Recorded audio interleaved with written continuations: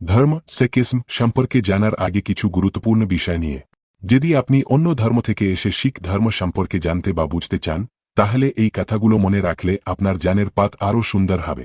শিখ ধর্মে গুরুবাণী গৌরস থিয়েচিংস এবং সিম্পল ন্যায়পরায়ণ জীবনযাপন এর উপর জোর দেওয়া হয়। অন্য ধর্মের বিশ্বাস বা রীতিনীতির থেকে এটি আলাদা হতে পারে, তাই খোলা মন নিয়ে শিখ ধর্ম শিখুন, তুলনা না করে বরং বোঝার চেষ্টা করুন। শিখ ধর্মের পবিত্র ধর্মগ্রন্থ হল শ্রী গুরু গ্রন্থ সাহিব জি, গুরু গ্রন্থ সাহিব জি। এটি কেবল একটি বই নয়, শিখরা এটিকে জীবন্ত গুরু হিসেবে মানেন। তাই এটি স্পর্শ করার আগে হাত ধুয়ে নিন, মাথা ঢাকুন এবং পায়ের কাছে রাখবেন না। শিখ ধর্মে 5 কাকার 5 কাজ কেশ কঙ্গা কারা কাছা কিরপান এবং সেবা সার্ভিস এর বিশেষ গুরুত্ব আছে।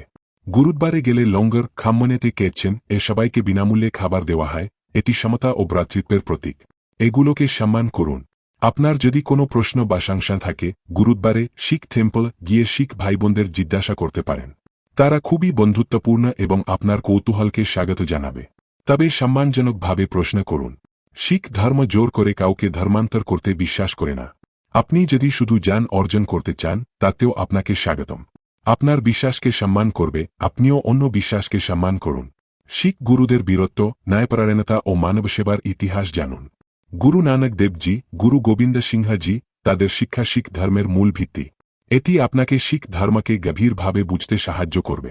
প্রত্যেক ধর্মেরই নিজস্ব ঐতিহ্য ও বিশ্বাস আছে। শিখ ধর্মকে অন্য ধর্মের সাথে তুলনা করে সমালোচনা করবেন না, বরং শান্তি ও ভালোবাসার বার্তা গ্রহণ করুন। শিখ ধর্ম হল প্রেম, সেবা ও ন্যায়ের পথ।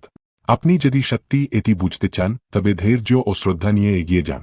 গুরুদ্বারে গিয়ে সৎ মনে শিখুন, জীবন বদলে যাবে। ধন্যবাদ।